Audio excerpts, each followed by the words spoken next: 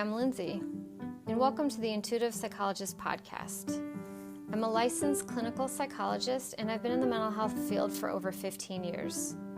During my spiritual awakening, I've realized that psychology is really missing the mark. I believe that traditional therapy combined with spirituality can actually lead to long-term healing and growth. And I've actually had the luxury of seeing this happen within my own private practice, where I've tried to incorporate the two together. My intention for this podcast is to discuss my opinions about spirituality and therapy, and I like to do it in a fun way. My hope is that I'll inspire other people to explore different ways to improve their lives. But I'd also like to normalize what many people have been going through or are currently going through, so that you can know that you're not alone and that you're not crazy. And maybe along the way I can inspire a few therapists along the way to actually think outside the box and to offer their own version of intuitive healing. If this is interesting to you, then join me on this journey as we try to have fun and explore an informal way to bridge the gap between psychology and spirituality.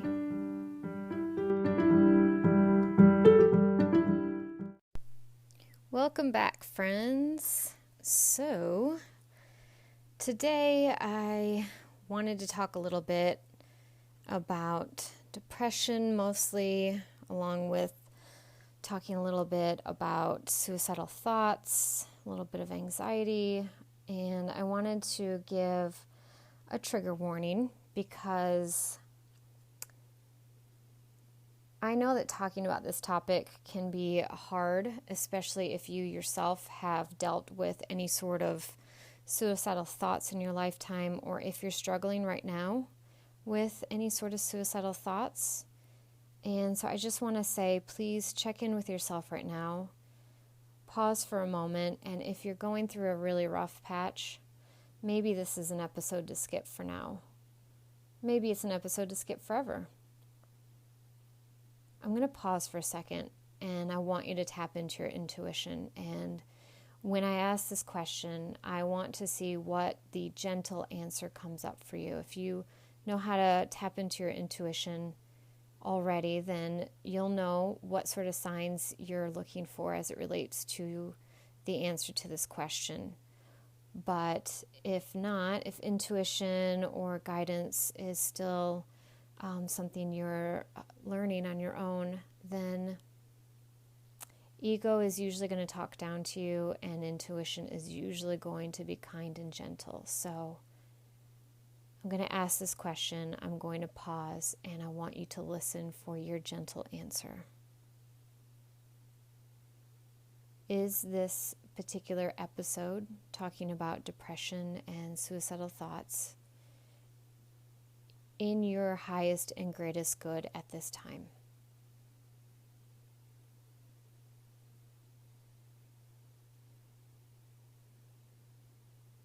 Now, with that answer, whatever came up, know that at any time, if that answer changes, because maybe topics get a little meaty, or you're just like, oh, this is boring, I've heard this all before, whatever, you can always turn it off.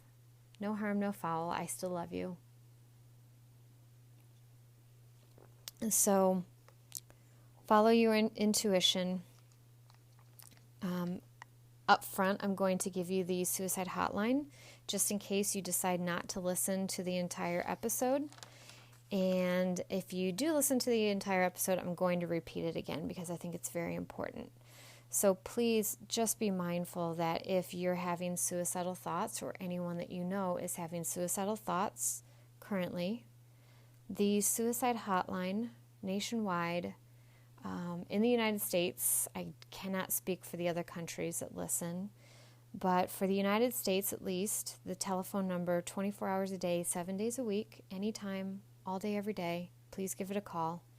It is 1-800-273-8255. Please reach out for help. You don't have to do this alone. If you are feeling like you want to hurt yourself, take your life, or you want to die, and you can't make the phone call because that's still a little too dangerous, then I want you to have somebody drive you to the closest emergency room or call 911 and have somebody come out. Now in California, some places we have a group of people that come to your home to evaluate you, and there may be other areas in the country or the country that you live in that may have a team that will come out to you to assess to see whether or not you need any additional help. But please, there are professionals like myself, psychologists, therapists, social workers, licensed marriage and family counselors, master level psychiatrists, medical doctors, like so many people that are ready to help you, to listen to you, to support you, and to point you in the right direction. So I please just want to encourage anyone having these kind of thoughts or knows anyone that is having these kind of thoughts to please get help. Whew. All right, y'all ready?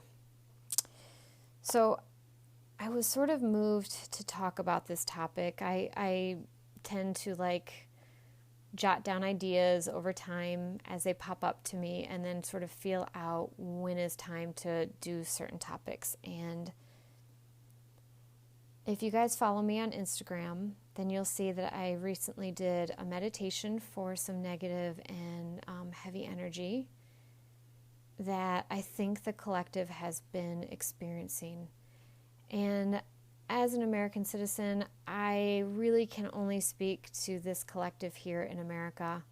I am just starting to realize the connection I'm having with the collective as a whole, and I'm not so sure that I have the amazing spidey senses outside of the United States, but maybe.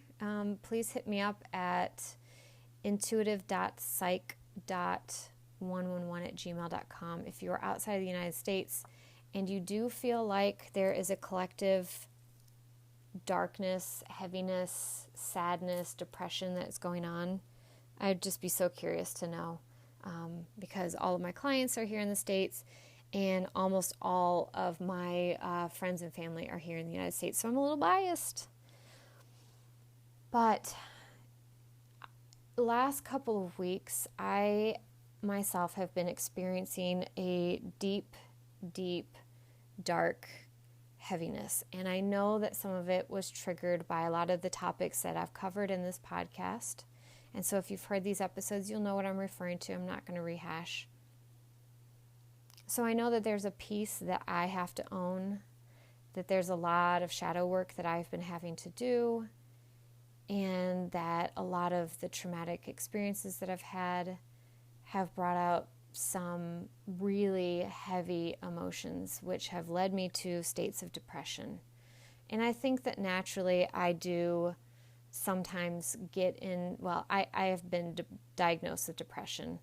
I can become depressed. I don't like labels, even as a therapist. I don't like labels. I feel like every emotion is something we all experience from time to time. And that some people, through genetics, through their environment, and through specific triggering moments in your life, can feel depression and anxiety and may have PTSD-like symptoms. If you're on a spiritual awakening, you definitely can sometimes feel like you're going through schizophrenic phases. And so, for the most part, I truly believe that we all inhibit these items on a spectrum, and that my profession has, obviously in an attempt to help people, wanted to make sure that we all sort of have a standard of care that we provide to our patients and clients. And so they've categorized these diagnoses into categories, saying these are the symptoms, this is how many they need to have in this amount of time, and it's always about functional impairment.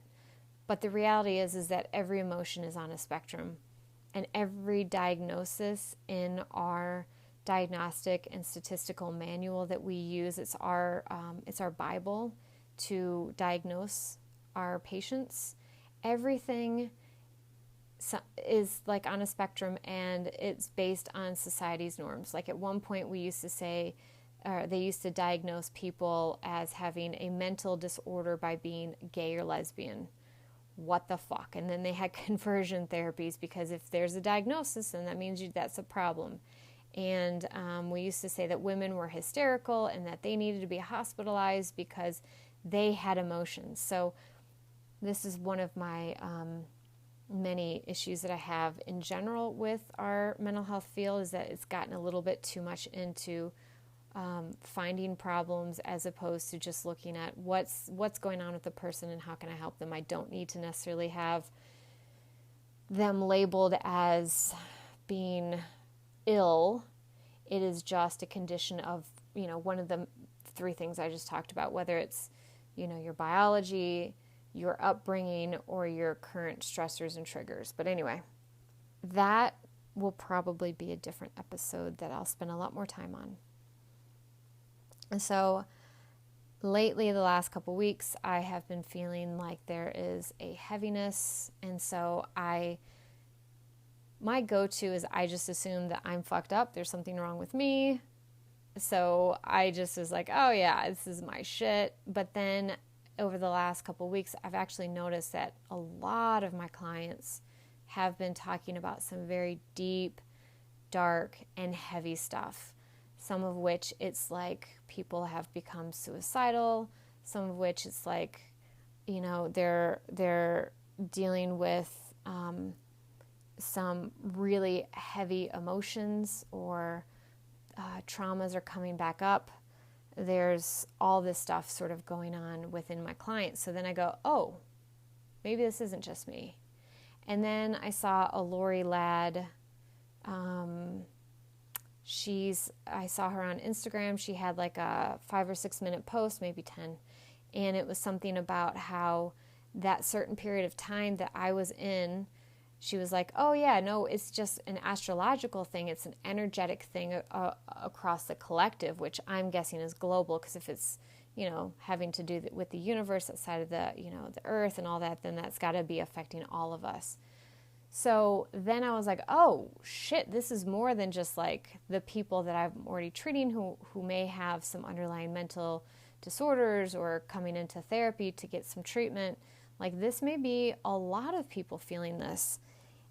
And mind you, this was like days, if that, leading up to the political debates, which if any of y'all were paying attention or not completely asleep, it was a fucking shit show in the United States for our political debates between our two main components for presidency for 2021. And on top of that, we have a lot of social pressures going on right now, a lot of social unrest.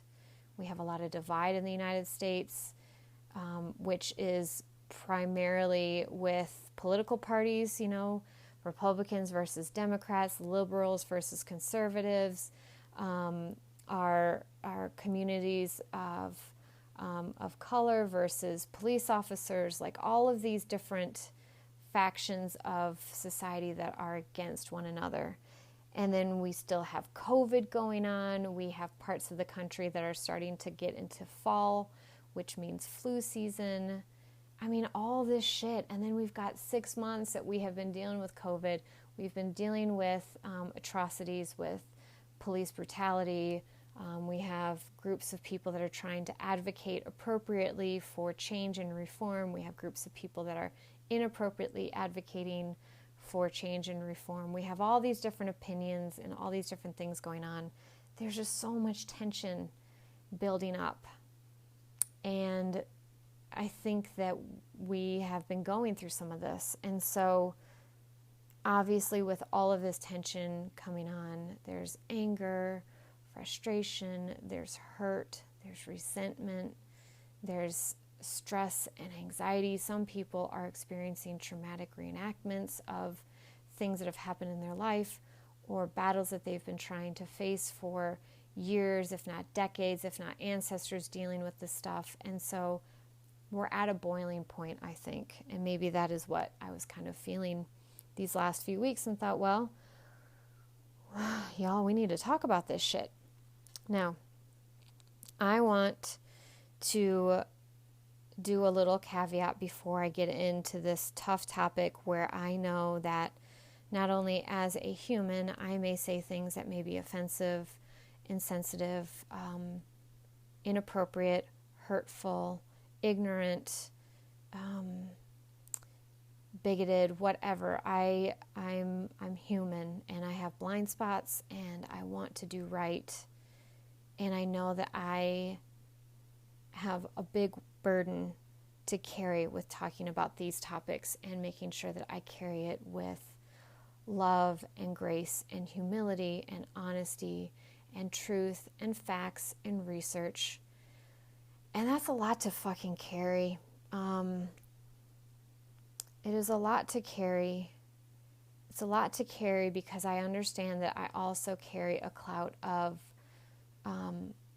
authority or knowledge or what have you, that because I am a licensed psychologist, that you may take what I have to say and it may end up hurting people if I don't protect it and be gentle with it.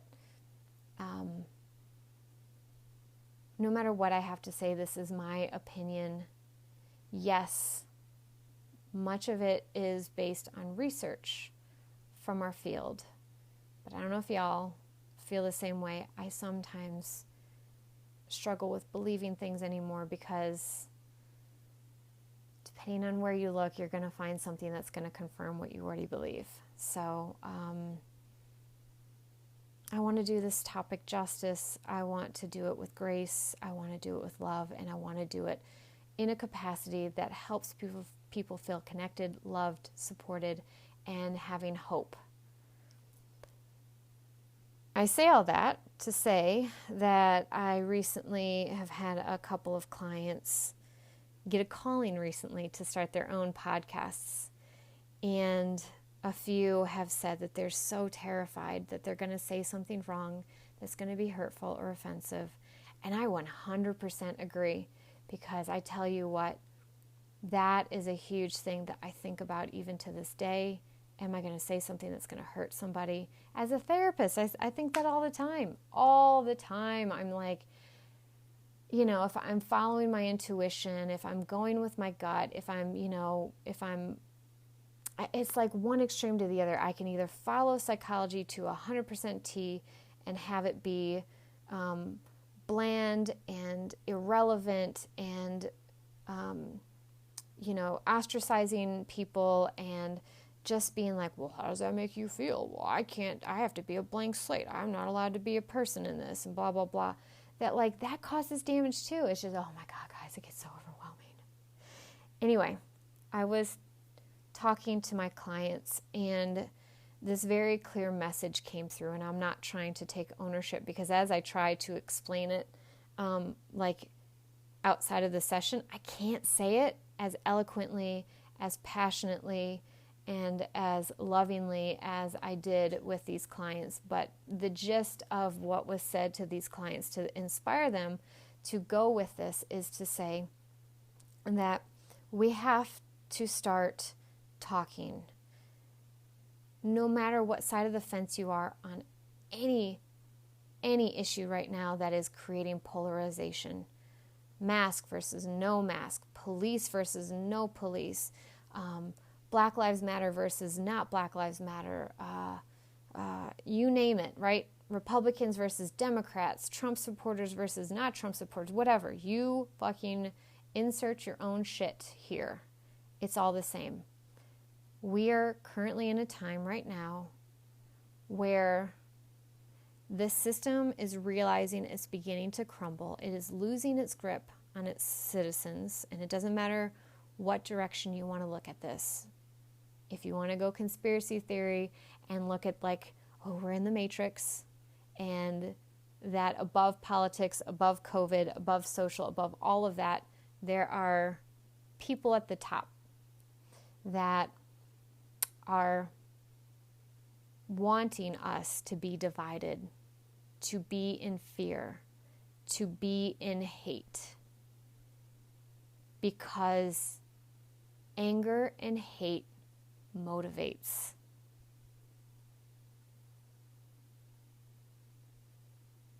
They want us to hate one another, to divide each other, because it distracts from the reality. We, as a collective, are more powerful than any of them combined. We are so powerful as a people when we collect and agree. And so what I've told my clients is now more than ever, we have to have the conversations. They don't want us talking to each other. They don't want two opposing sides to sit in a room and have a respectful and passionate conversation about what we think and how we feel and what we think the next step needs to be, because that will affect change, and they don't want things to change. And so it is more important than ever that we get our voices collectively out there, either through podcasts or YouTube, or creating forums, or having small communities come together to start to talk about local politics or local procedures or policies. If we start to get together and talk, we just have to. This is the only thing that will change. Look at history. History has never been fixed by hate. Never. Hate has created some of the worst things in humanity. So for podcasts, we have to get our voices out there. We have to get messy. We have to make mistakes. We have to say things wrong so that we can have those uncomfortable moments where we go, fuck, I have a blind spot. I didn't think about this.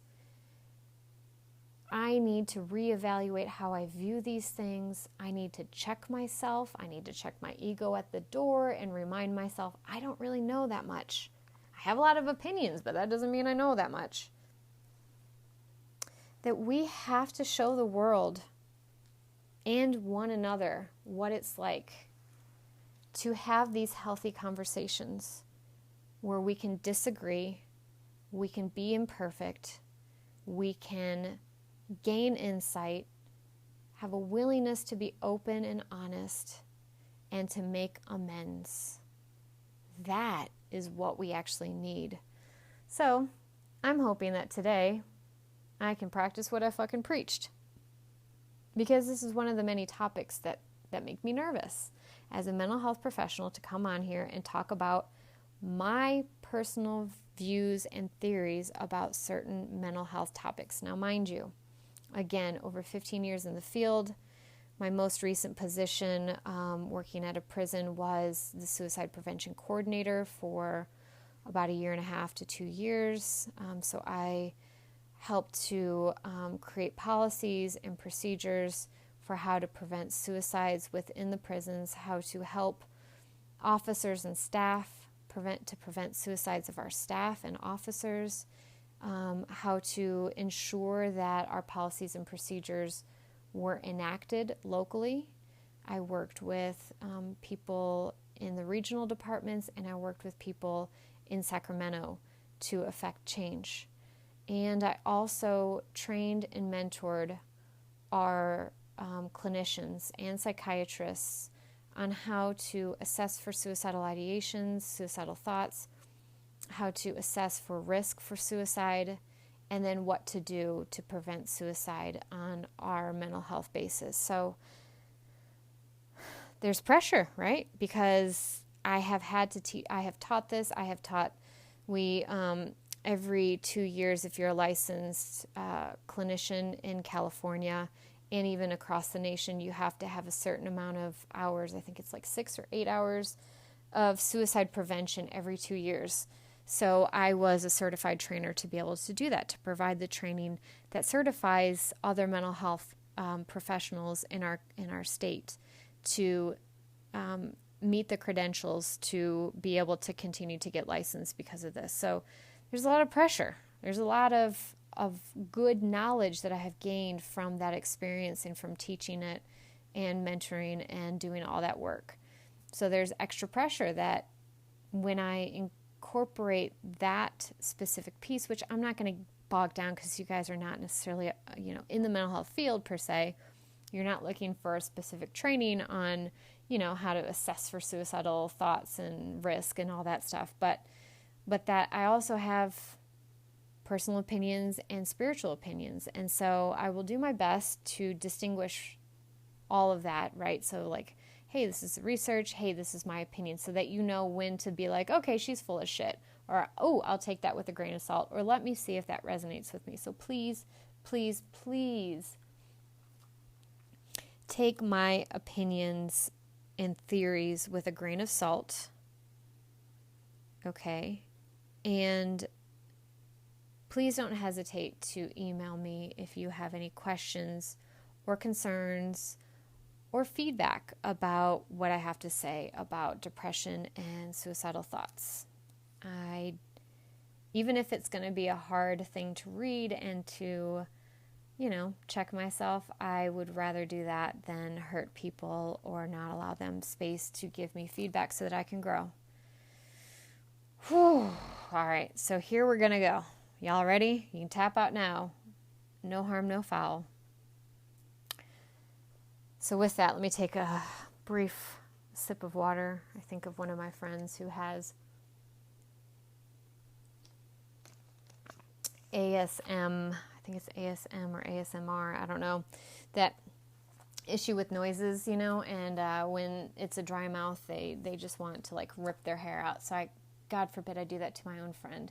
So anyway, mental health, one of the things that I think is interesting about mental health and the symptoms is it really can be a bit of that frog in the boiling water situation where, I don't know if you know the analogy of like you put a frog into a large pot of water and you slowly crank up the heat. The frog will stay in the water and will boil to death. However, if you put a frog into a pot of boiling water, it'll just jump out and it's fine. So the analogy is saying pretty much that when we're in the thick of things and it slowly builds up over time, we don't always necessarily notice that that's what's going on. Is like, there was a time where I was at one of my internships and one of the heads of the department was actively sexually harassing me. And obviously you all know that I have some traumatic history with, sexual abuse and sexual traumas. And so even though I knew it was stressful and I knew it was unpleasant, I thought I was handling it fine. I thought that I was doing a good job. But I realized after I noticed that like my drinking was up significantly, like I was not sleeping well, I was hardly eating, or sometimes I would maybe eat too much. Like I noticed these little subtle cues like months later to be like, oh no, I'm not okay at all. Like not at all. So just know that like there may be a specific trigger you can point to say, oh wow, that is what's causing me depression or anxiety or wanting to tap out. And sometimes you don't necessarily have a trigger and you'll just look back and be like, oh wow, I'm not handling things as well as I thought I was. Or family or friends may point something out. Maybe even your work may notice something has changed about you or they're concerned about you. And that might be your first clue in to be like, yeah, I guess I'm not okay. I guess this really is affecting me more than I thought. So be aware of that and no shame in that game. We all have moments, where things get bad and we're all collectively in a crazy fucking year. Like low-key fuck 2020 is definitely my theme song for this year, and it's funny, but it is so fucking true. So if y'all haven't checked that out, check out, I think it's like F 2020, I think by Avenue Beats, but it's a great song and it's funny. But seriously, low-key fuck 2020. All right, so as it relates to like depression and anxiety, I've noticed that in so many of my clients, they kind of go hand in hand. There's in this newest edition of our DSM-5, it's the Diagnostic Statistical Manual the most recent edition. They do like 10, 20, 30 years of research and collaboration, and like they have a panel of professionals that come together to decide what changes they want to make, and then like poll the community. And so it's like it's a whole thing. It's a whole fucking thing. And one of the things that they had talked about was actually creating a diagnosis that actually encompasses depression and anxiety together. And I'm really bummed that they didn't go through with that, because personally, in my professional experience, I often see people have both. And it's like, why am I doing two separate diagnoses when I could just do one that encompasses both? So when we talk about depression and anxiety in the profession, we kind of say that like depression is being stuck in the past or focusing on what's happened or gone wrong in the past, whereas anxiety is worrying about what's going to happen in the future. And I've noticed in clients that go between depression and anxiety that often anxiety can trigger some depression. Say, for instance, if you've been experiencing anxiety and stress or even PTSD for a significant amount of time, there's only so long that the body and mind can manage that level of stress that that it's not going to possibly trigger a depressive state. Because think about it, if you run a marathon, like let's say you run the LA Marathon, when you're done, your body collapses and you're done. And so like, let's say that the LA Marathon is a representation of anxiety, right? You're go, go, go, go, go, go, go, go, go, don't stop, don't stop, don't stop. You have to keep going, go, go, go, get to the finish line. And then you hit the finish line, or your body's like, bitch, I can't do this anymore. And it gets you to the line. Maybe you didn't finish. And then you collapse. And so the collapse after a marathon run would be the depression. And so I want to touch very briefly on anxiety and just highlight the fact that with anxiety, anxiety, PTSD, any of those sort of categories of symptoms, really you're in the fight, I fucking hate this because there's too many, the words all sound the fucking same. So you're like, is she just repeating the same word 3 fucking times? No. So I'm going to go over slowly. Fight, number 1. Flight, number 2. Freeze.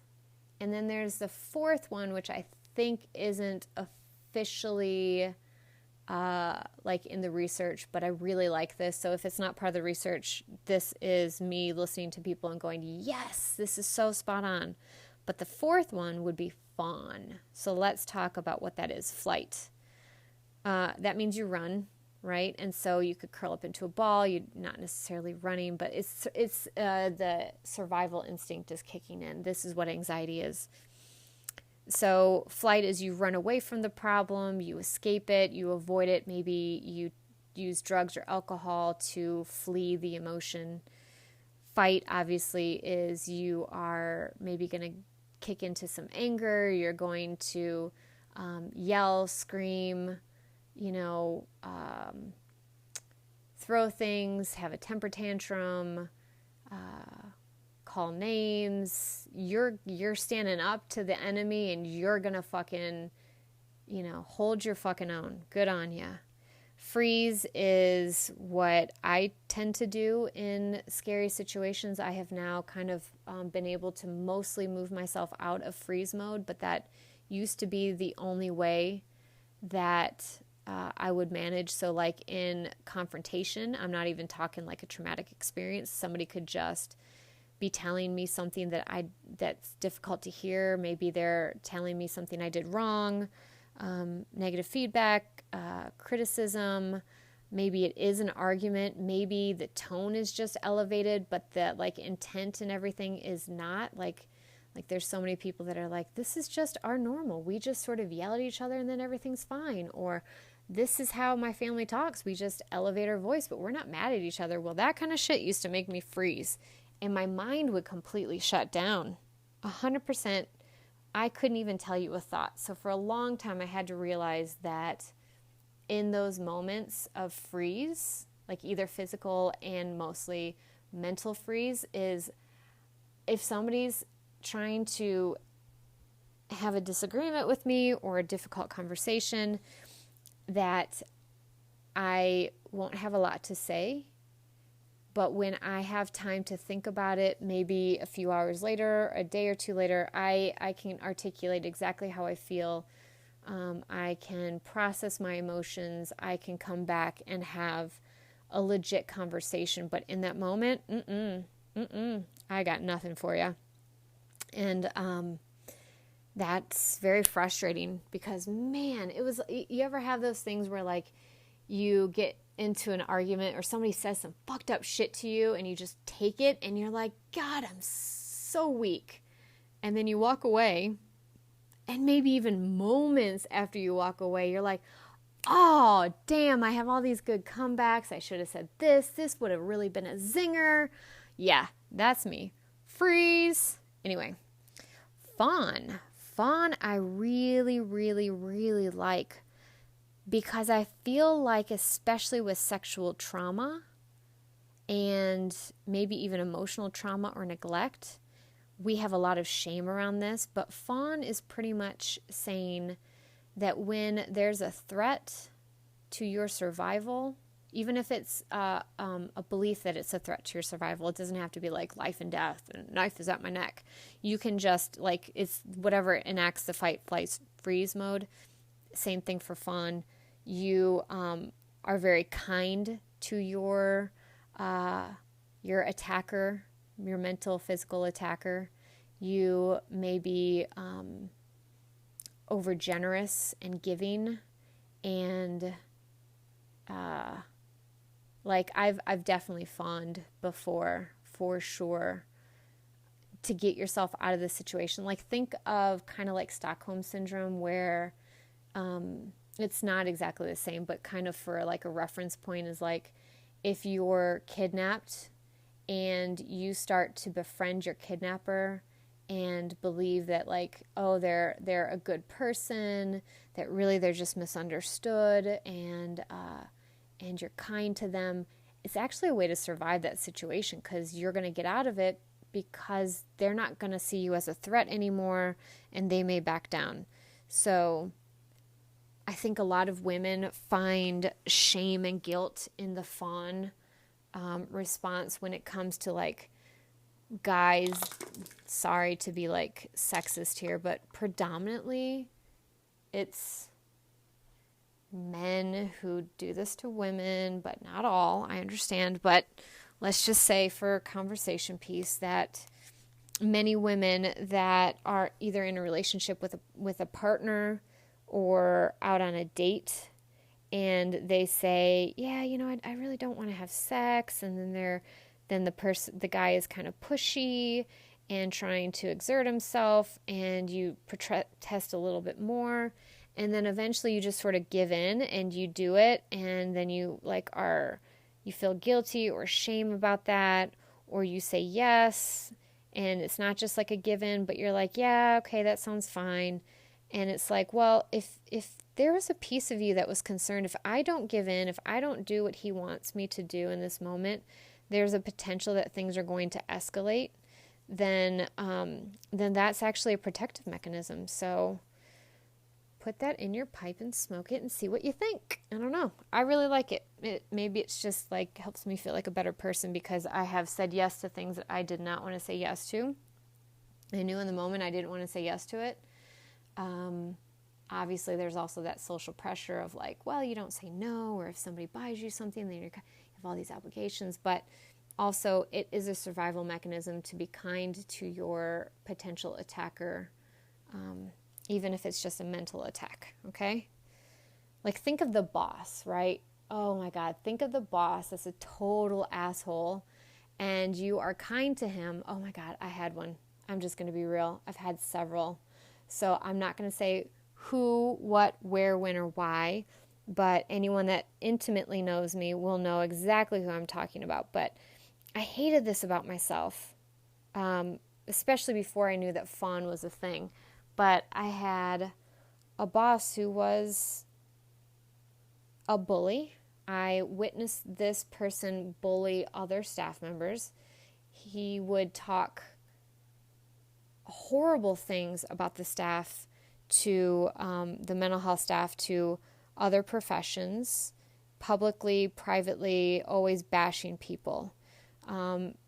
Made completely inappropriate, sexist, racist, homophobic jokes, and then laughed at himself.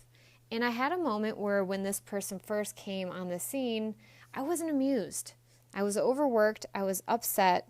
This person comes in as a total buffoon, an asshole, and talks down to everybody. And, you know, it's my new boss. And I was like, I'm not going to pretend like I like this person, because I don't. I can see right through him. You know, he's a jerk. He's a psychopath. He's got a position of power. He does absolutely nothing and then puts everybody down. And it's a horrible first impression. Like, come on. Most people will know first impression, you should at least pretend to do work. You should pretend to like staff. You should pretend that you care.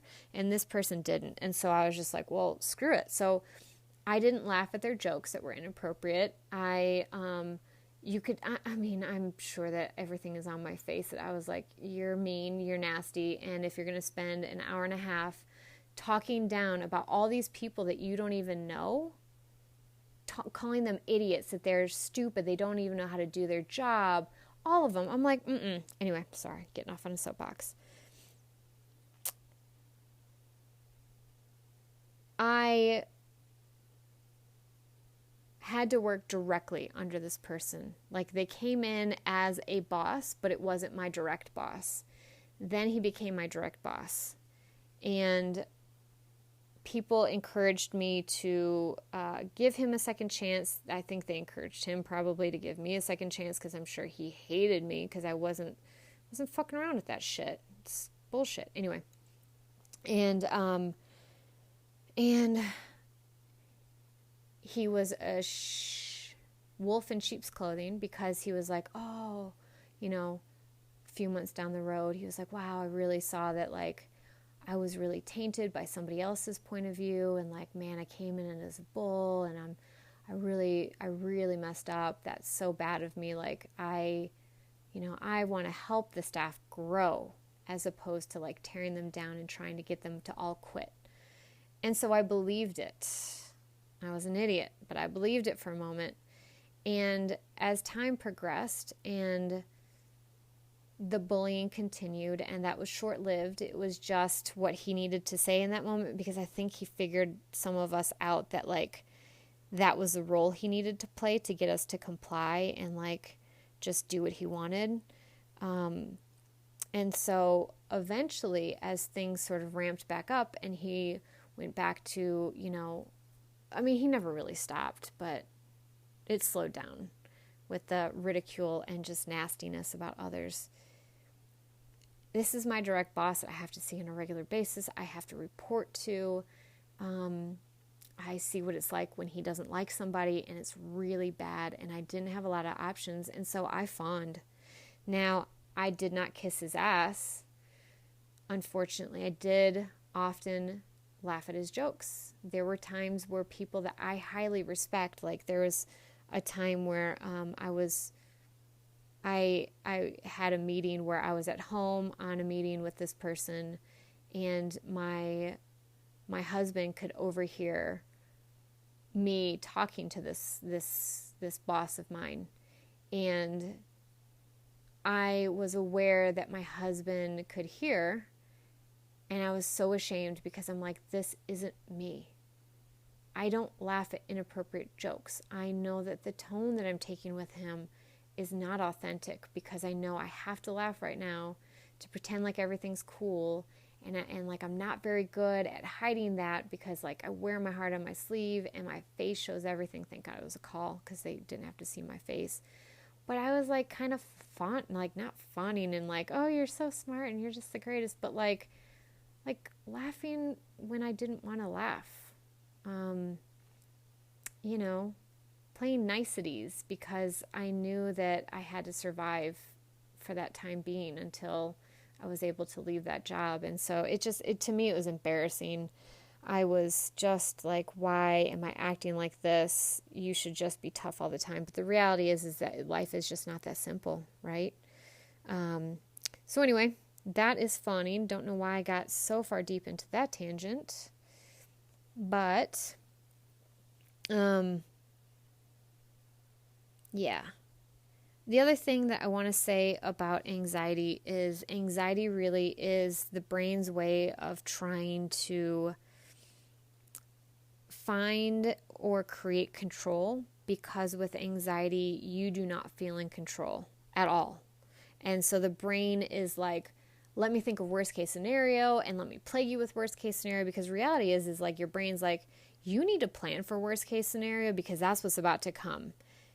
And in essence, thanks, that helps, because if you can rein that in and be like, okay, I can plan for worst case scenario and then let it go, now you've tamed the beast. But oftentimes those panic and worry just goes into like a spiral loop where you just spiral into the next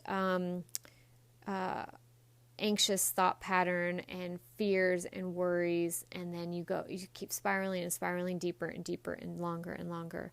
So in short, anxiety mainly is your brain's attempt at creating control because it feels out of control. So with that, I'm going to pause here for a brief moment and come back. And when I come back, I'm going to talk a lot more about depression and then get into suicidal thoughts.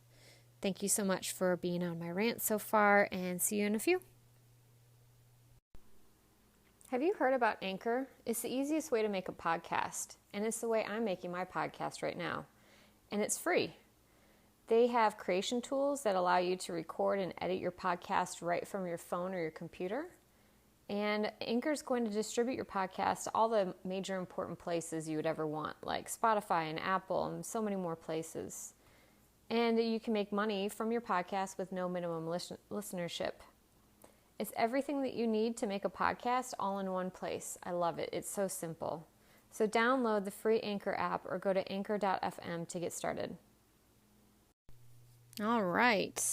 Trigger warning part 2 is we are now going to start talking about depression and suicidal thoughts. So first half has been hopefully relatively pleasant and not too triggering, in the sense that I haven't already said some ignorant bullshit so far or harmful things that could offend somebody. But again, I'd rather you email me and let me know if I've said something offensive so I can learn and apologize, versus you just being like, she's a dumb bitch, fuck her and her fucking podcast and the broom that she rode in on, because yes, I'm a witch, whatever. Anyway, I'm not really a witch, but I'm kind of a witch, but trying to be a witch. Why did I just do this tangent? Anyway, so now I want to talk about depression, and really want to talk a little bit about what depression looks like. So obviously the biggest thing is feeling down, and also talking really negatively about yourself or the world around you. So things like, I'm a bad person, I'm not good enough, I'm not smart enough, I'm not attractive enough, nobody's going to want me, the world is a cruel place, I don't want to be in it anymore. I've had people, and I've felt this way. In fact, there are times where, not even feeling suicidal, my husband and I will be like, do we ever have to come back to this planet again? We just don't want to do this anymore with humans. Like, this is too difficult. Can we just hit the tap out button and go back to spirit form? But again, I'm not saying that we're suicidal. It's just like, this can be fucking a lot sometimes. So feeling down about our world around us, our environment, thinking that nobody will ever love you, you're not lovable, you're damaged goods, you're broken, you'll never be fixed. So those kind of negative thoughts. Some have described it as kind of feeling like always being in a fog, or having a wet blanket, a cold wet blanket kind of over your mind, your body, your spirit, and you just can't seem to get it off. Many people don't have motivation to get normal things done, whether it's really difficult to get up and shower and go to work. Maybe even to take care of your kids can be difficult. You might not have motivation to do things that you used to enjoy doing, like activities, spending time with people. If you do things, sometimes it's not that you have no motivation and do nothing. It's just like it takes so much extra energy to get anything done. Like just chronic fatigue of no energy to get stuff done that you normally would have. Things that you used to bring you joy, like let's say going to the beach used to be a really fun activity. Taking a hike used to be fun. Playing board games with your family and friends used to be fun. Playing a sport used to be fun. And now all of a sudden it's like no matter what you do that used to bring you joy, nothing brings you joy anymore. A lot of people isolate and keep to themselves. Some folks may sabotage to create a forced isolation so others don't want to be around you. Maybe you're irritable. One little side note I want to say, because I'll probably forget otherwise. There's this societal thing that we do, at least here in America and in most of the Western countries, is depression and anger are on the same spectrum. Pardon me. But in Western cultures, we have said it's okay for women to be sad, right? But we are not allowed to be angry. If women are angry, we're bitches. Conversely, men are allowed to be angry. They can be assholes. They can be domineering, controlling, manipulative. That's all fine, right? That's just a CEO. That's a boss. But if a man's sad and depressed, or if he cries, well, now he's a quote-unquote pussy. He's a bitch. He's weak, right? But the reality is anger and sadness are actually the same thing expressed two different ways. So anger is, I am sad and I'm putting it out to the world. It's your fault that I'm sad. Depression is, I'm sad, and maybe it's the world that's making me sad. But the way that depression it feels is, I'm sad because I'm a piece of shit, right? Anger is, I'm mad because you guys are pieces of shit. And sadness and depression is, I'm sad and down because I'm a piece of shit. So it's fucked up because it's the same fucking thing. And one group of people have been told you're allowed to have this feeling, but not the other one, and vice versa. And I love it when I see my men clients cry and have emotions, and they are some of the strongest men that I've seen, and they go there and they are making significant progress, because even if it's only with me and they won't cry with anyone else, they're getting the tears out. And for women, oh my God, women, I love it when we get angry and we can own it. And trust me, anger is a new, we'll just say, shoe that I have put on. I am not wearing the whole bodysuit yet for anger. I have had my moments where my entire body is definitely wearing the fucking angry bodysuit.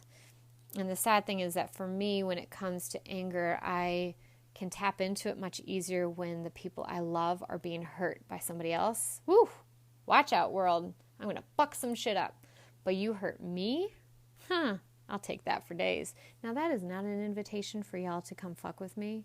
I'm just saying, some people may say that and go, well, now I know her Achilles heel. Well, then fuck you. That's fucked up. But anyway, I digress. So for women, right, we are told that if we get mad that we're bitches and maybe we're the C word and all these other horrible things like female bosses, right? If they act just like a man boss, well, yeah, she's a bitch, all these other words I can't think of right now. Thank God.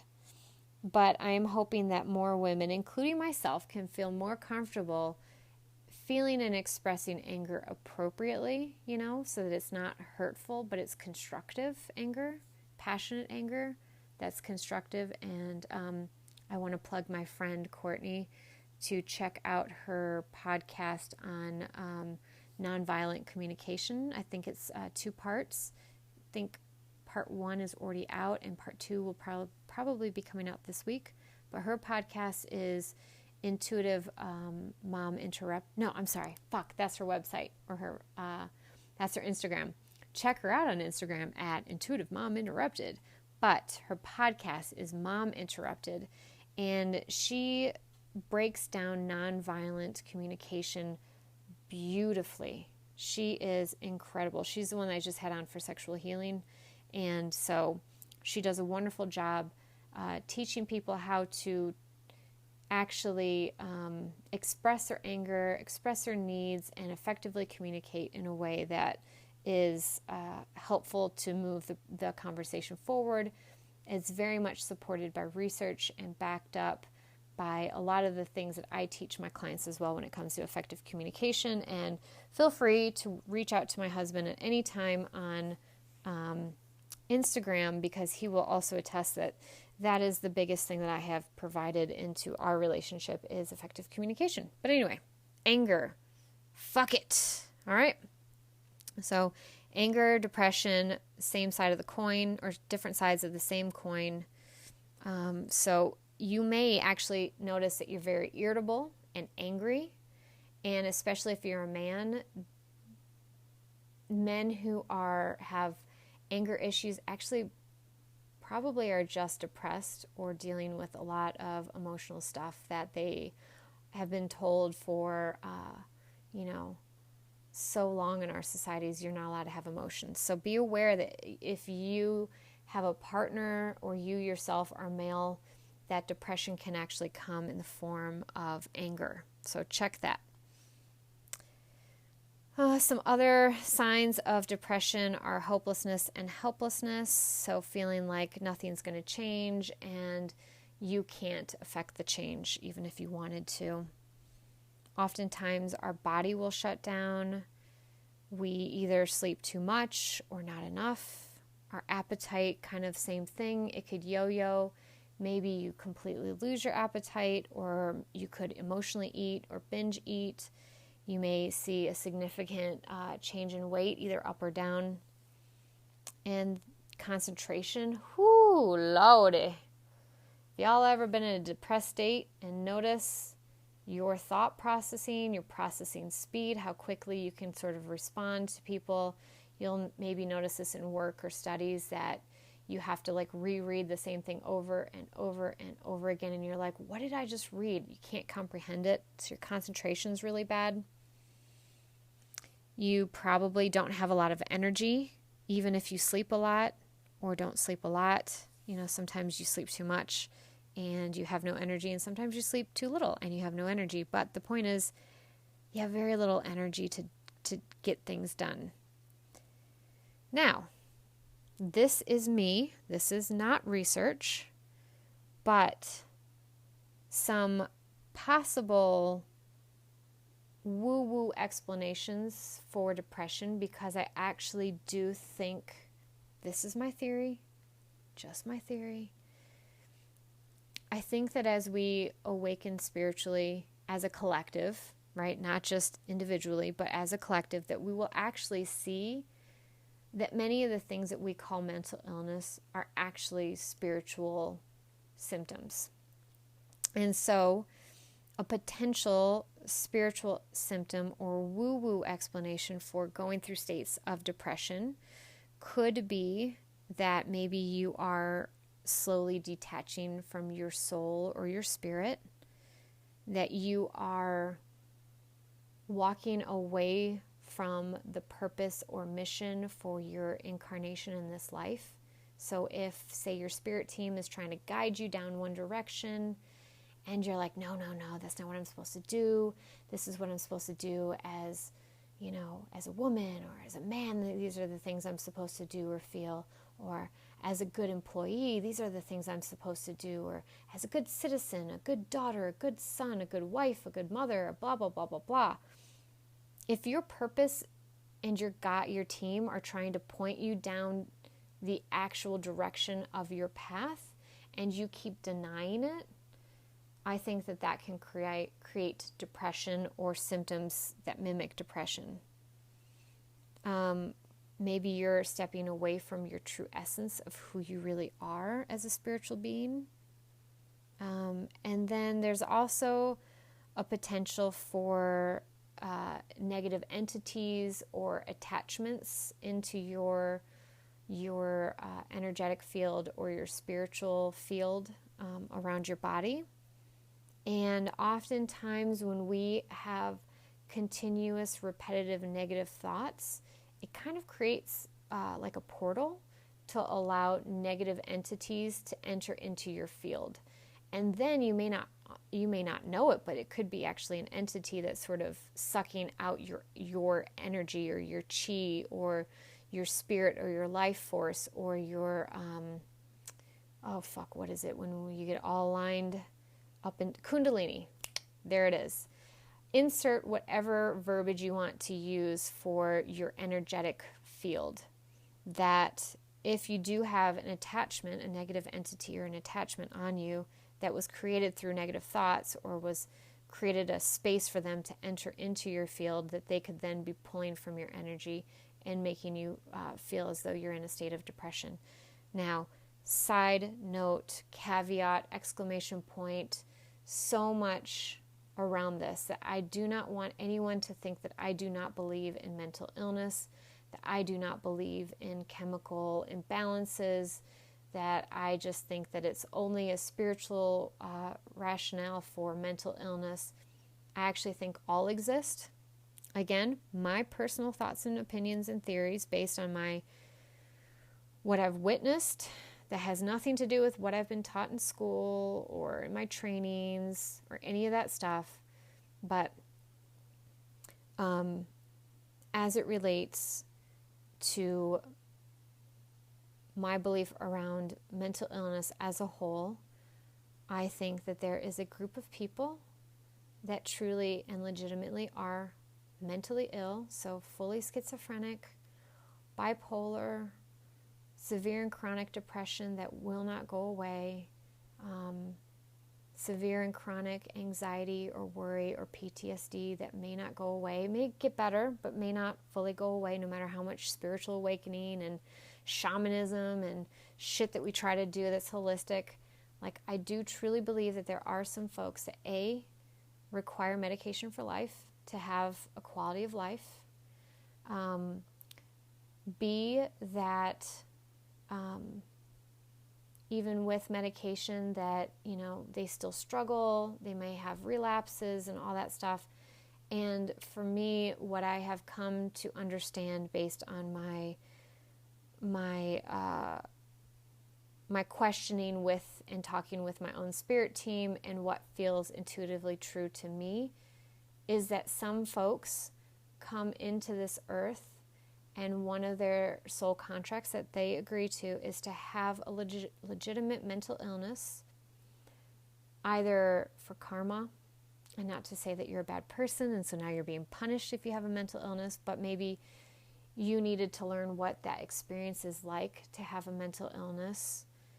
Maybe it is because you are such a compassionate soul that you actually want to teach others how to have patience, love, and kindness. So you almost are, you're almost like taking one for the team, saying, okay, this is going to be a very challenging life for me to come into this world with schizophrenia and not have a grip with reality and feel scared and overwhelmed and all that stuff. But by me choosing to do this for my loving souls that I want to support, I am giving them this opportunity to be my caregiver.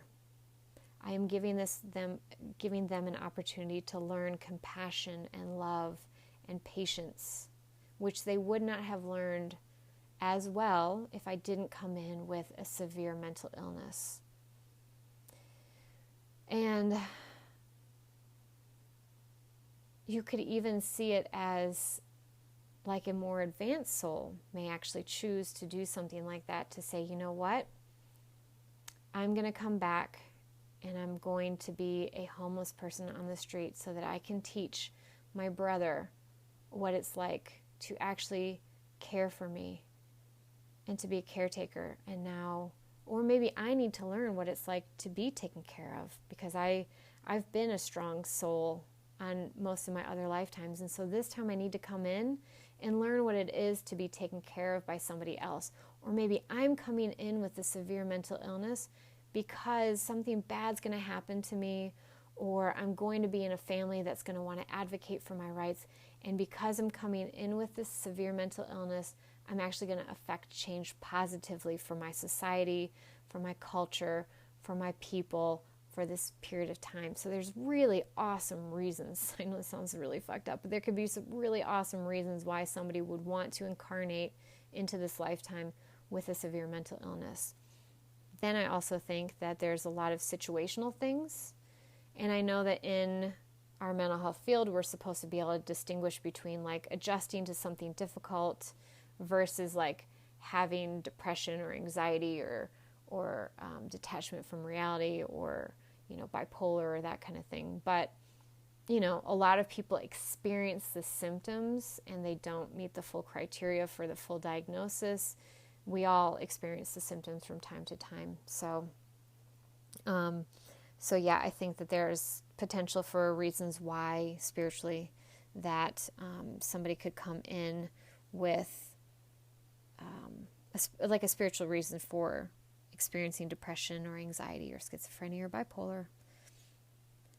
So one of the really shitty things about, say, depression specifically is,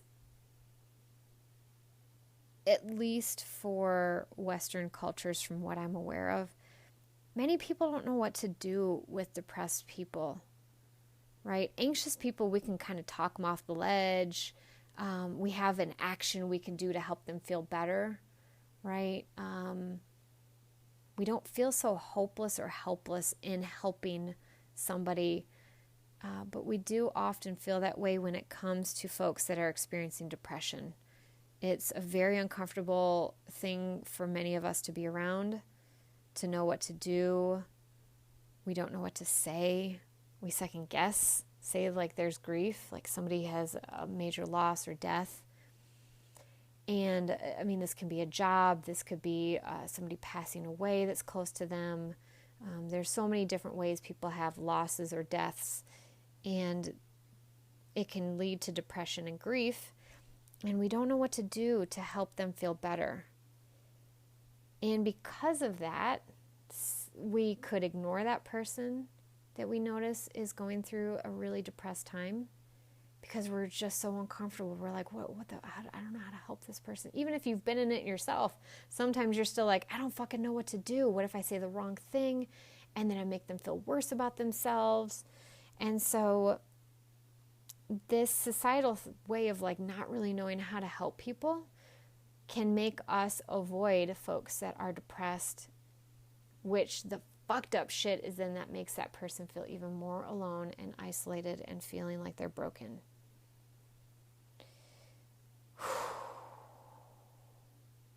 And it's so sad. It's so sad to both be on both ends of that spectrum, to be one of the people, as myself, have gone through numerous times where I don't want to reach out to anyone because I feel like I'm a burden. Nobody wants to know. They have their own things going on. I don't want to add to their problems. And I've also been not only a mental health professional in a session going, fuck, how do I help this person in this moment? Is anything that I say going to help them, or is it going to make things worse? And I've also been a friend and family member that have felt hopeless and helpless with somebody that I care about that is going through that. So all of those experiences are legit and real, and so please don't judge yourself on any end. Now, that doesn't mean that if we are the person feeling uncomfortable with somebody dealing with a grief, a loss, sadness, or depression, that we leave that person alone because we're uncomfortable. No, put your big girl panties on, you fucking shimmy that shit up, and you step in, and either you ask for help on how to help that person, you go to that person and say, I want to help you, but I'm not sure I know the best way to help you right now. What can I do? Right? Or Google some shit. Google it, because maybe that person isn't going to tell you. Google, how do I help somebody that has a loss, or how do I help somebody with such and such and such? And you try. You do not give up on people, okay? All right. So all of that really leads me to this next part, which is talking about suicidal thoughts. And there are two distinct types of suicidal thoughts. And one we call passive suicidal ideation, and the other is active suicidal ideation. So with passive suicidal ideation, generally that comes in the form of, I wish I wouldn't wake up tomorrow morning. I wish that I could get hit by a car and not wake up. I wish my life would just end. I would be better off not here anymore. This world is fucked up. I want a tap out button, right? Like all that. So it's just sort of like, if something were to happen to me, I'd be so happy, but I'm not wanting to kill myself. That, on the other hand, is active suicidal ideation, and that is, I want to die. I want to kill myself. I want to die. I don't want to be here anymore. And so there's a distinction. So as I go through this information about suicidal ideation, which, again, this is mostly research-based, and then I will definitely give you the warning when I get into my own personal and spiritual theories on suicidal thoughts, but this is all research-based. So please keep this information in mind, not only for yourself, but keep it in mind for the people that you care about that may be going through something similar. So there are a couple of different stages. Well, before I talk about the stages, I just want you all to know that suicidal thoughts are actually and suicide attempts and suicide are all temporary, permanent solutions to temporary problems. Okay? Almost everything that either a person that has died by suicide or the things that have led people to attempts or to active suicidal thoughts, almost all of them, the biggest chunk the biggest chunk of them are treatable conditions. Obviously, terminal illness is something different, may or may not touch on today, depending on the time, but the majority of the causes are temporary and are treatable. And so suicidal thoughts come in stages, and it usually starts with the thoughts. The thoughts generally start as passive thoughts. I wish I wasn't alive anymore. It would be nice if a truck could come by and hit me, or and then they can move into active thoughts, and that can be kind of quickly. And so the active thoughts is, I want to die, I'm going to kill myself. And with the thoughts, then the next phase, and as we go through each phase, it becomes more and more risky, right? So if you have people talking about sort of these different phases, these are the times where, to get concerned. So the next phase is planning, or starting to think of the way that you would want to do it. And so maybe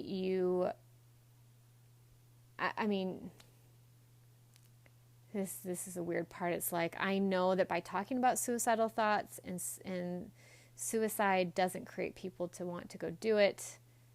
The discussion of it actually is very normalizing and can be very beneficial for people to hear it. And yet the human inside of me is like, well, do I do I start to talk about different plans? Because then am I going to be introducing ideas into people's heads? Oh, God. You would think that by becoming a professional and having so much schooling and education and training that you would be perfect at this, and you're not. At least I'm not. Maybe other people are. And if they are, be careful. I don't know. Anyway, so plan. Have you figured out what you want to do or how you're going to do it? With the plan, then can lead into prep. What are the things that I need to have to be able to execute this plan that I had, right? So are there weapons that I need to gather? Are there medications that I need to hoard? Do I need to figure out what time the train is coming? Like all that kind of stuff. Prep work can also be when people start to give away their belongings. They update their will, and they're young, and they don't need to necessarily update their will all of a sudden, or they create a new will. I would say, people creating a will is one thing, but if they're creating a will and they have been severely depressed, maybe even making comments, either jokes or legitimate comments about wanting to die or not be here anymore.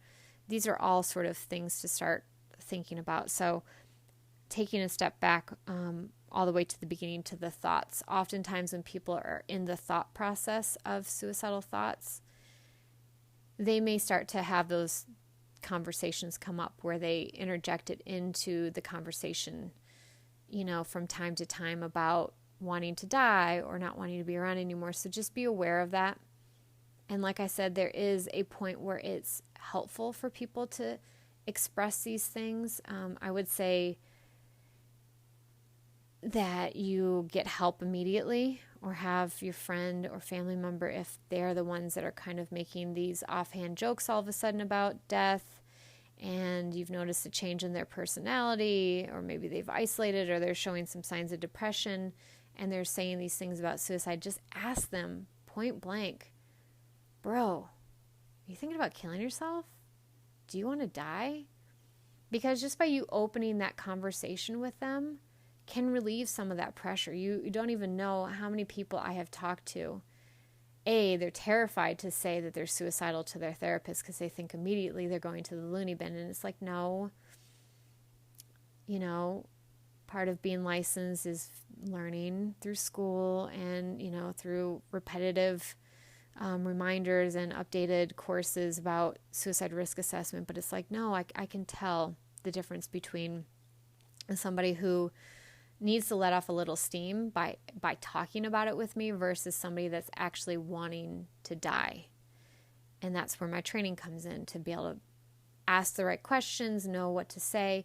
But oftentimes, more times than not, there's such a sigh of relief when I just say, are you thinking about wanting to take your life? And many times they're like, no, whoa, no, not like that, doc. I'm all good. And I'm like, okay, because we can talk about it. I'm not saying you have to go to the hospital. We can talk about it. And then when they do and they open up about it, it's almost as if like the suicidal thoughts are just gone. Now, as friends and family, you do not need to feel like you are the one that needs to have this conversation, but ask the question at least if they're making those kind of comments, because if you don't ask the question, it's not helping them in any way, and you might actually just ask the question and find out they really do need your help. And all they need you to do maybe is to help them get in with a therapist, or, get them evaluated to make sure that they're safe if it's pretty significant. So sorry, I kind of went forward and now I'm back. So it's thoughts are first, passive and active, then the plan. Then the next level is the preparatory behavior. So are they gathering things to get this ready? And then can come the attempt or taking their life. And as it relates to some of the theories that I like the most about explaining suicidal thoughts is there's two main key factors to somebody who makes an attempt or does actually take their life. And one is feeling like a burden and feeling alone. So burden to others, they don't want to unload this burden. Their presence is a burden.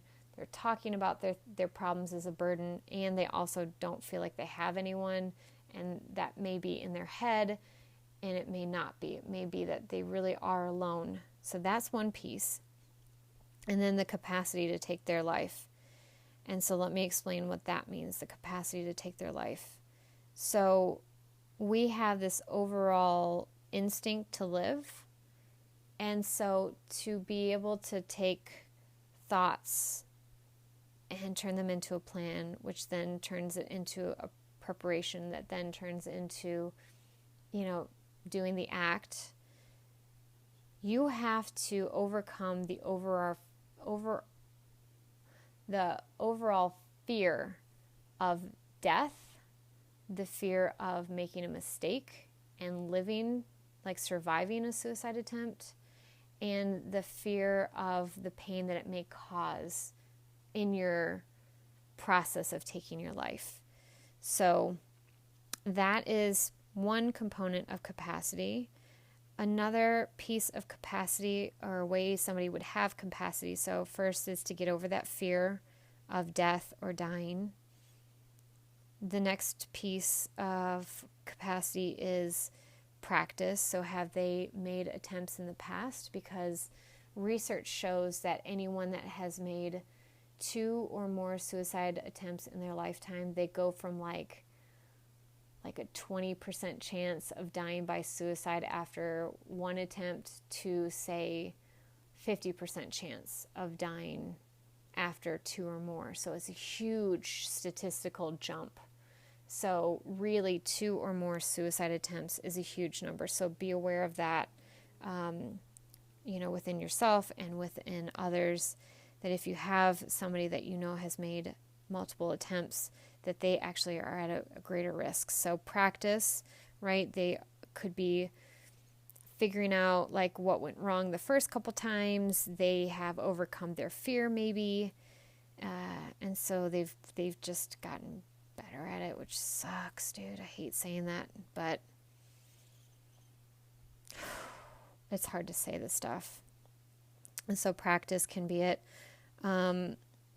Another capacity is like for instance, when I worked in prisons, a huge piece of capacity that almost all of the inmates at my prison met were that the prisons that I worked at were all maximum security, high violence. So these were a lot of gang members. So they were very accustomed to physical pain, the sight of blood, really horrific acts. So if you can do it to a person, that's practice for you to then be able to do it to yourself. So if say, like an MMA fighter, right? They've got a lot of practice around physical pain and inflicting pain on others. So a lot of experience with that can actually be part of the capacity. And then the final piece of capacity, which I thought was very interesting and explains so much, is certain jobs that create greater risk for this capacity piece. So for instance, an EMT, somebody who is around people who are constantly, mangled up, they see blood all the time in states of crises, maybe they see death often, they have a different comfort level with death and physical pain. Police officers, correctional officers are a huge piece of this because they're injured often just by doing their job.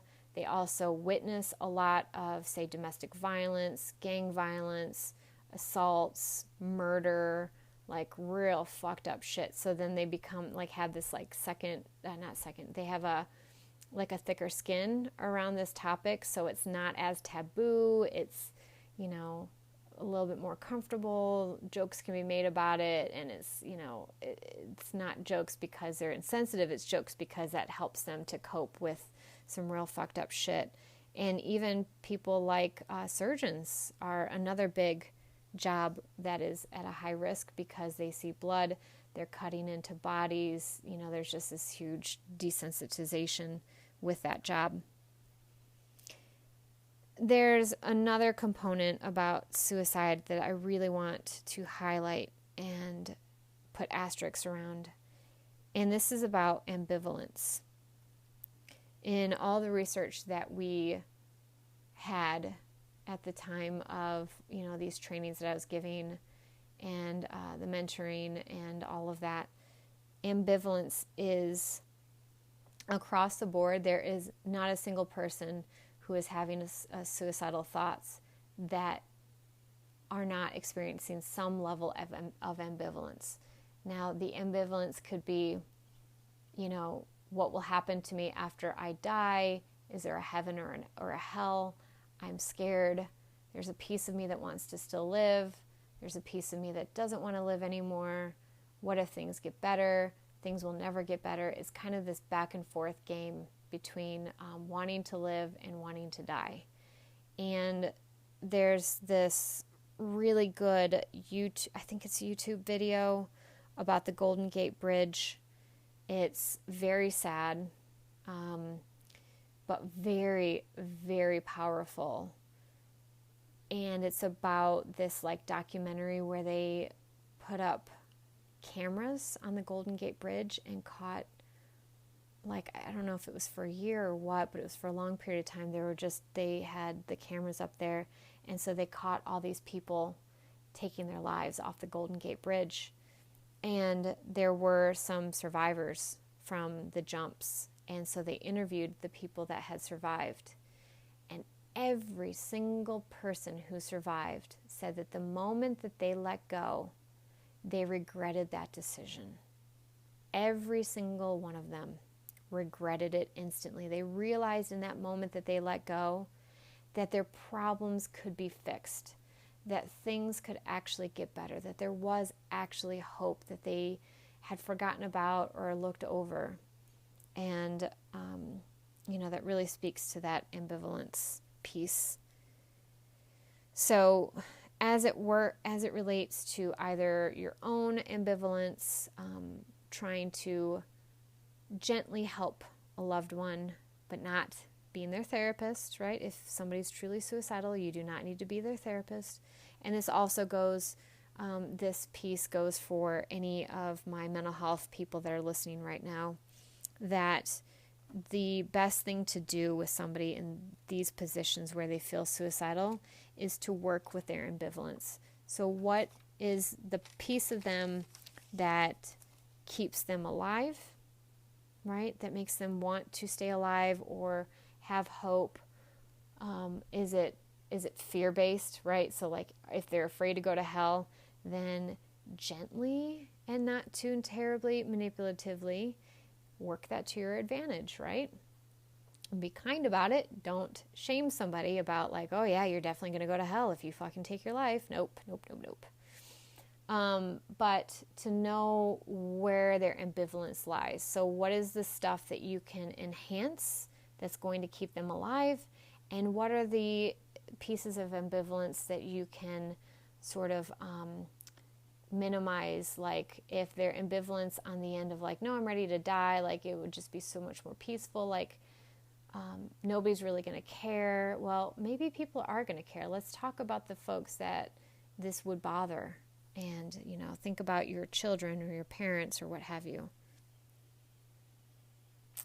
All right. So I want to talk a little bit about, I'm going to take one last break, and the last very small chunk. I know this is going so long, but this is, I think, such an important topic. I'm going to take a small break, and I'm going to come right back. And I want to talk about little things that you can do to help you get out of depression, where you need to go to get help for support with suicidal thoughts. And then I'm going to do the last few minutes to talk about sort of the woo-woo spiritual pieces around suicide. And that is my personal and spiritual beliefs and not based on any sort of research. So I'm going to take a quick break, grab some water, help my friend if she's listening to not rip her ears out this time because I have a dry mouth, and I'll be right back.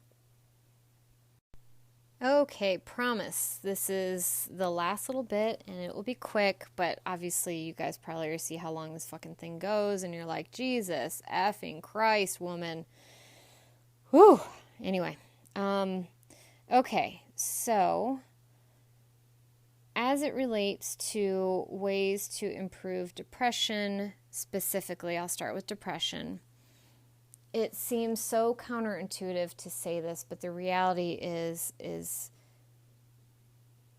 it takes you doing the things that you feel like you have no energy, drive, or motivation to do to get your ass out of it. I know this makes no sense.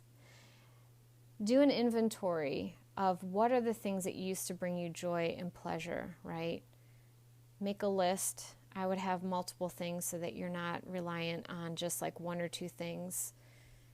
And, especially like in COVID, we don't have access to as many coping skills as we used to have, like the gym, or sometimes it's outdoors. Like in California, we've had fires for so long now that in many areas it's really not recommended to go outside and exercise, so that may be a problem. And some of my East Coasters that are actually going into fall right now, it may get too cold to be outside soon. So anyway, take an inventory of all the things in the past that used to bring you joy and happiness and make a list so that, if you don't have access to, say, a third of it, you still have 2/3 of your list. And then let's say out of that list, maybe people are one of them, and you're like, I don't feel comfortable going to this person right now, or, oh, that person just had a baby, they, I don't want to bother them, or they're not available to me. Like, you've got lots of different options. Also, if, say, you've got like 10 things on your list and you try 6 of them, right, or 2 of them, and you're like, 2 didn't work, and you don't just stop there and go, okay, I'm done. But you try 3, and then you try 4, right? So do that. I definitely recommend starting very small, right? So if it's really hard to get out of bed, and let's say you stay in bed and you watch TV all day, then I would say, go for a 10-minute walk. I prefer something every day, even if it's 5 or 10 minutes, as a suggestion for my clients to begin to get them out of this depression. But I'm also very amenable to meet my people where they're at. So I would recommend starting with 5 or 10 minutes a day. I know it can feel like torture for 5 or 10 minutes to do the thing, but think about how many times you've worked out where you don't want to fucking go to the gym, and then you get there and you do it and you're like, okay, that felt kind of good, right? So a lot of it is you just have to sort of go through the motions for a while, and that can take days, that can take weeks, and for really severe cases, that can take months to sort of get out of. Also, if you are in such a state of depression or you're having suicidal thoughts, right, consider medication. My personal stance, which I think has been fairly backed by research, to say that this isn't just like a Lindsay theory, but their medication can be helpful, especially if you're not functioning, to help you get to a functioning state. So that way you can go into therapy and begin to work through what is causing this depression, what are different ways to rework your thought process. And so for many, it's medication is temporary to get you into a functioning state so that therapy can then address the root cause and contributing factors to the depression. And then once that has been overcome and you start to feel better, you can work with your doctor. Don't wean yourself off or go cold turkey on your own, but you can talk to your doctor and your therapist about whether or not it's recommended to try to come off of the medication. And then there are, a group of people that will just need to be on medication because they will not function without it. And that's okay too. So one thing is to start off with small activities that used to be helpful in the past. Maybe try something new. 5 or 10 minutes is something new, like yoga or Tai Chi or walking or reaching out and trying to make connections with new friends, creating a new hobby, exploring what's made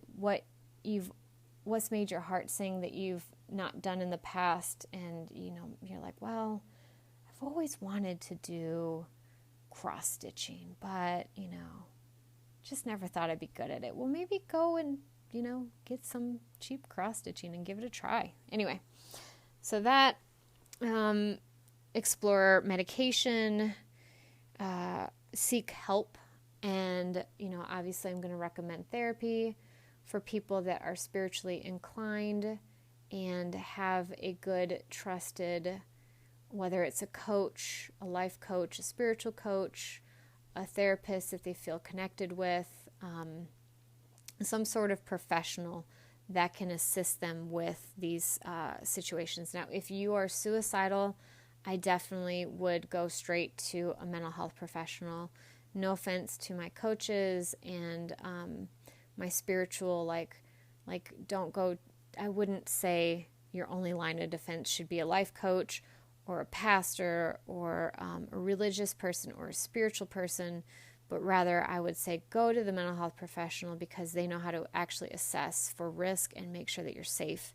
And you can also supplement with spiritual practices and a life coach on top of it. Just make sure that everyone's sort of in the same loop so that people are not giving you opposing suggestions on how to get yourself to feel better. Find somebody that you feel is a supportive person, somebody that's going to help you to start to feel better and not drag you down worse. There are people in our lives sometimes that can amplify drama, amplify anger and frustrations and stress. Pardon me. I would not recommend leaning on these folks for your primary social support in this time. I would look for somebody that has their shit together, is going to help you to start to make small improvements, to feel better about yourself, that you feel good when you're around them. So try to find at least one supportive person that you feel like you can talk to during this time of need. And then the obvious, if you are actively suicidal, either have somebody take you to the closest emergency room for an evaluation. If you don't have that, call 911 and they will come out to you or pick you up and take you to go get you evaluated to make sure that you're safe. And then the suicide hotline is in the United States. It is 800-273-8255. And I'm going to put this in the show notes so that everybody has access to that as well. Okay, so please just make sure that you get some help. If you're just battling with some depression, I think that you can take some more non-traditional paths, but if you are in the realm of feeling suicidal, don't focus only on holistic or non-traditional routes of getting healing, but also please reach out to a medical professional to get some additional support. Okay, so now for my personal and spiritual thoughts and feelings. One thing that I really like that one of my spiritual friends told me recently was that you can ask, but don't plead or beg, but ask your spirit guides to please provide you some relief from the emotional pain that you're going through.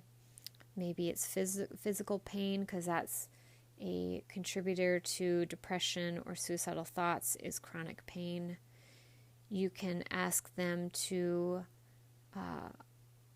increase the time in between your life lessons so that you have some more downtime or happy times in between.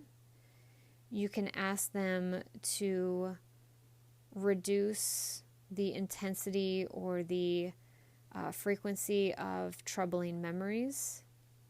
You can ask them to slow down your shadow work. I literally had to do this with my team just last week. I was like, seriously, guys, seriously, like, I need some happy days. I need happy days. My husband needs some happy days for me.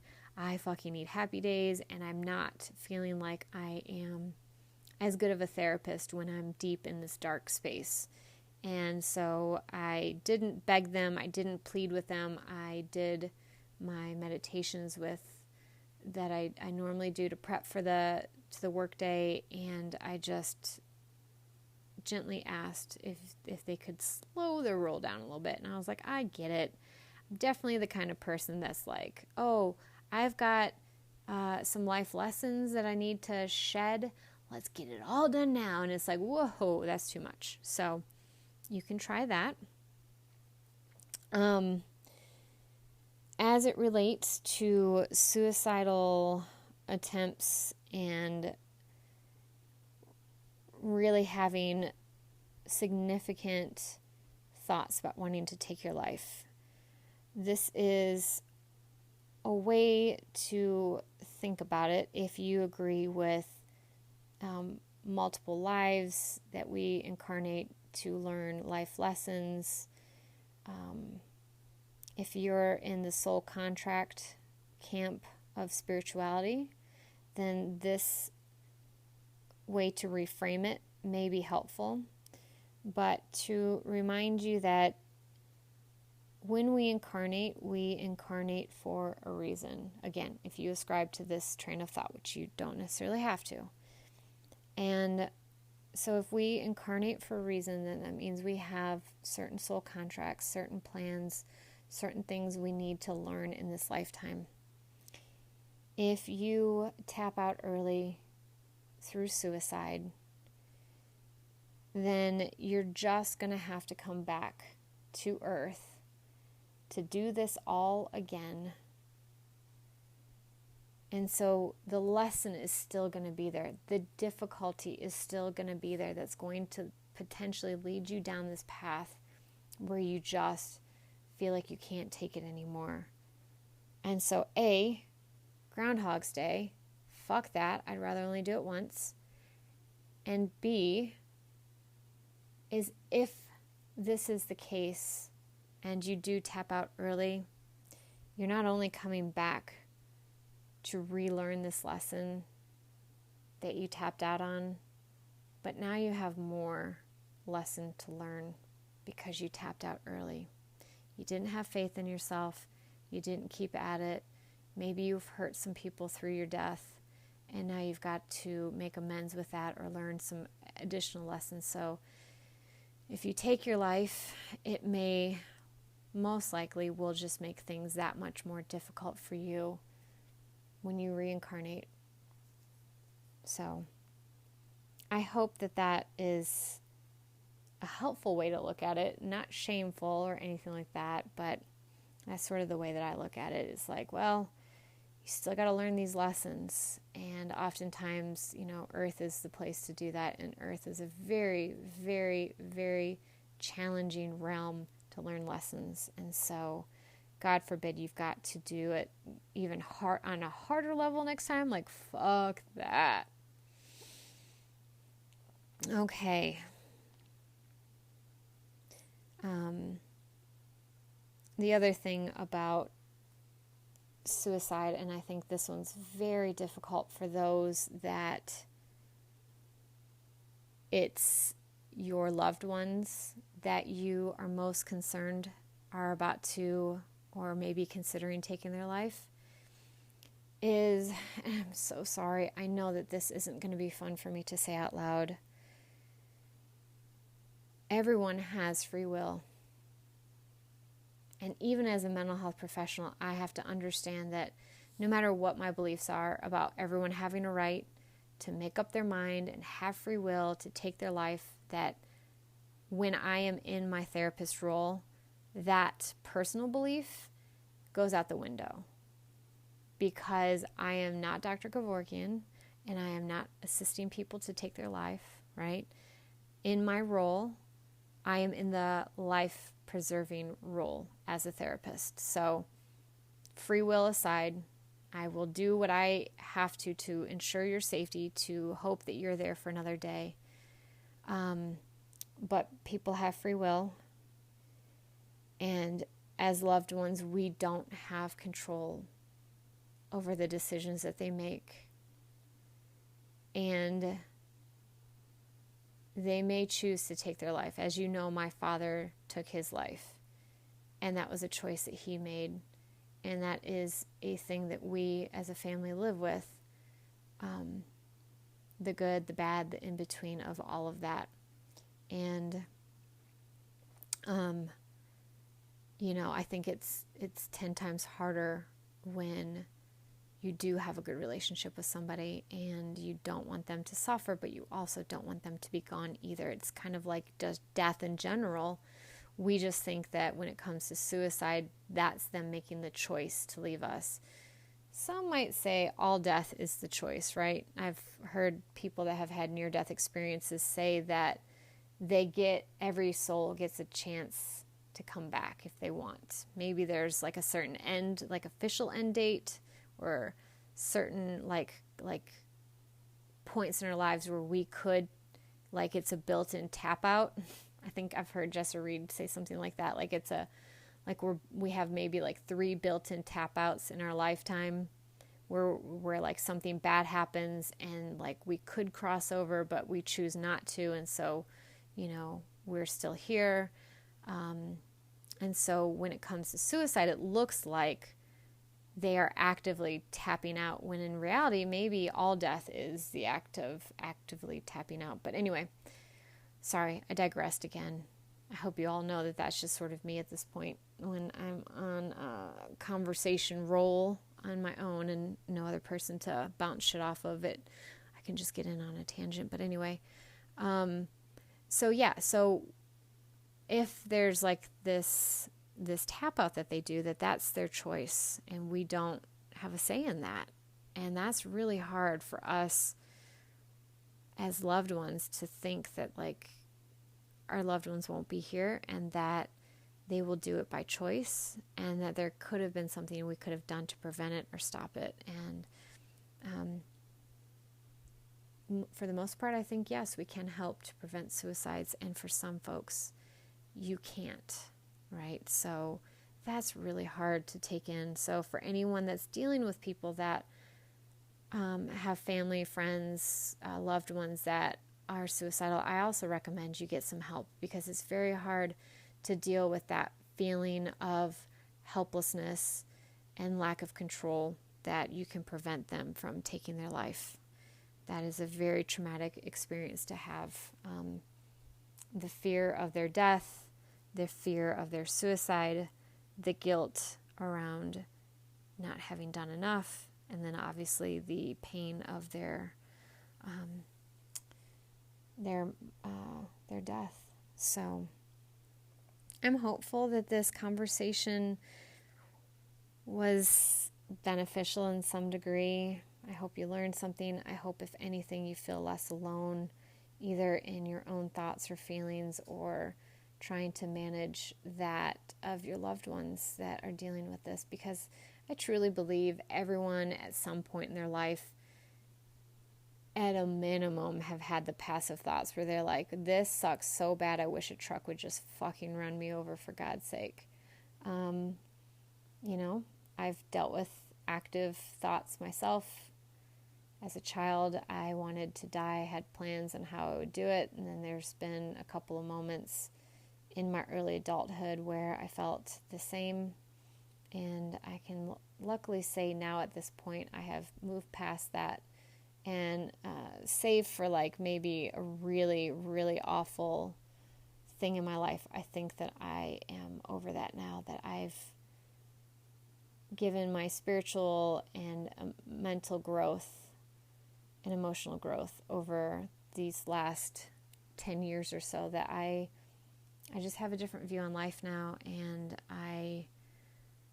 even though I joke that I'm ready to tap out, this life is too difficult, I actually don't want to die anymore. I actually want to live and enjoy awesome things. So I say that to say that there is hope out there, that if you do the work and you get the help and you work on the things that are very difficult in your life, or the traumas, the emotions, the events in your life that make you feel like this isn't worth it, if you do the work, you can actually come out at the other end and feel like, for the most part, you got a grip on shit. And there's a lot of joy in this world when you look at it. So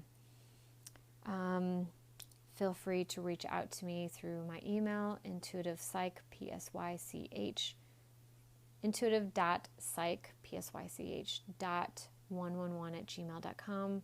My Instagram is the_intuitive_psychologist_111. I know it's a mouthful. And I've got a YouTube channel with all my podcast episodes, along with some meditations.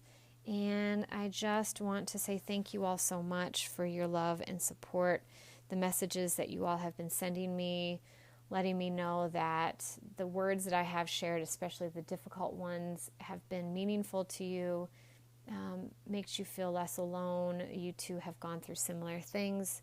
Helps me to feel like what I'm doing to keep going forward. I talk to myself once a week, and it can feel like, what am I doing and why am I doing this? But those messages are really encouraging me to want to keep doing this and keep moving forward. And join me on my Instagram lives Wednesdays at 1:30 Pacific Standard Time. And this week I will be doing a follow-up from today's podcast. So I will post about that Monday morning and Tuesday, and a reminder on Wednesday that Wednesday's Instagram Live will be follow-up. So please feel free on either Instagram or my email that I just sent out to contact me there and post whatever questions, comments, concerns that you would like me to address on my live. All right, everybody, I love you all so much. Thank you for your love and support. Remember to support one another, and never forget that you are the light. Take care.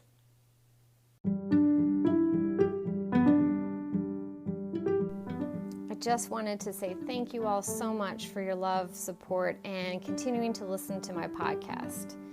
If you feel called, I would really appreciate you to subscribe to my podcast and rate it and write a review. When you do that, it helps to put my podcast so that more people can get access to it and know about the podcast. Feel free to share it with anyone that you think might benefit from some of these conversations that we're having. And please be sure to follow me. Primarily, I'm on Instagram at the_intuitive_psychologist_111. I know it's a mouthful. I had to set myself apart from all the other people that kind of had similar names, so I apologize for that. On my Instagram, I not only talk about a lot of the things that I talk about on the podcast, gives you some tips and advice for mental health issues. Every Wednesday, I'm doing a live meditation. The specific time will be to determined, but probably either late afternoon or early evening, Wednesdays Pacific time. And I'm also occasionally on TikTok at Intuitive Psych. You can also email me at intuitive.psych.111@gmail.com. Feel free to email me with any questions, comments, any stories that you'd like to share. And hopefully in the very near future, I will be able to start providing spiritual services because I'm going to manifest that. So if you want to get on the list so that once I get my life sorted on that and get the logistics sorted out so that I can provide spiritual services across state lines, please email me there.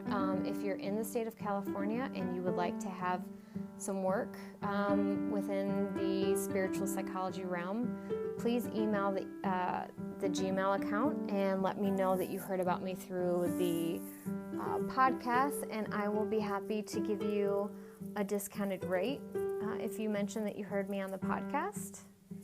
And I'd love to work with you guys. All right. Take care, and I love you all. Stay safe, and remember, you are the light.